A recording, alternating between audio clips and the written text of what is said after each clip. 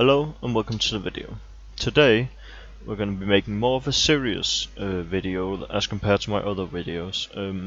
Now if serious videos are not your forte, then you're welcome to watch my other videos, but this is something I've had on my mind for a while and now I'm trying to get it off my chest. We all know that feeling of being on a win streak only to then run into a toxic teammate who halfway through the game refuses to keep playing or maybe even decides to play for the opponent team. Then you report said player and nothing. No message saying that the player you reported has been banned, no consequences for the player that ruined your gameplay experience. Nothing. And you start to wonder, has your report done nothing? Is there even a ban system in Rocket League? From all my 5 years of playing this game, at no point have I gotten any response to a report. Not even a simple message saying, hey, we've seen your report and are keeping an eye on the player. Nothing. Well, except if you type the F word in chat, then you will be chat banned. Alright, so maybe I'm just overreacting.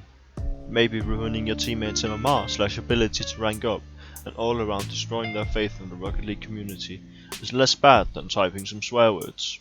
I don't have an answer to all the questions regarding this matter, but I at least want to know that if I meet a player who decides to ruin the game for his teammates and 5 people report him, that there will be at least some kind of justice. I'm not even asking for permabans, I'm just asking that some kind of consequence to ruining your teammate's game is implemented.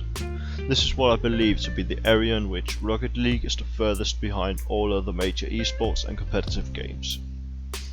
The second point that I want to get to is that the report system in Rocket League is simply too vague. The way that the report system in Rocket League is now is that you can only report for the things on this list. I personally think that this list is too unspecific, because the difference in how much different things that are under the same categories can affect games. For example, smurfing and teaming up with the opponent. While a smurf can be annoying and you might lose a game, on the contrary, when your opponent teams up with the enemy and you lose because of it, it can ruin your whole gameplay experience and force you to cut your game time short because you are so tilted.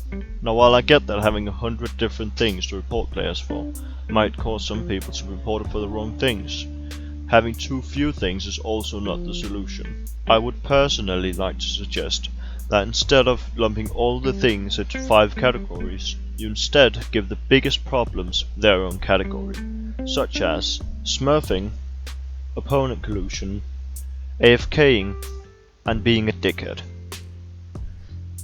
Now the punishment for these things should also be made clear so that players who do this are aware of the consequences, because saying you will be banned for 10 days for smurfing is way more likely to deter players from smurfing than saying you might be banned for an undisclosed amount of time for smurfing. I know this because that is how the system works in CSGO, where I do most of my trolling / toxic behavior, and I personally try not to troll, or at least not shoot my teammates, when I know that there's a week-long ban if I get kicked from this game.